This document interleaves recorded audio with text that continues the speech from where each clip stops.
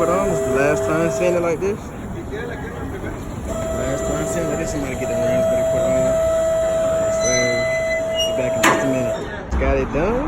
Yes, sir. And it look 10 times better. I might go and take it up the ramp, take it to the crib, order these tire letters, man, and I'll catch y'all when it's on the ground. Well, about to be different in a minute, y'all. Hey, about to put these tire letters on these things. Let me show you these tire letters in the back. Camaro, RS. One at the bottom, one at the top. I'm gonna catch y'all in a little bit whenever we finish. Just got done with the tire letters. Took us, man, how long it took us, Nick? 30 minutes, bro? Yeah, about 30 minutes, man. Look at this thing here. Woo-hoo. Yeah, this is a whole new car right here. This other side got me a tow hook. I'm about to do a little something to the front bumper also. Yeah, man, this thing nice now. So you can spray paint like the bottom of it.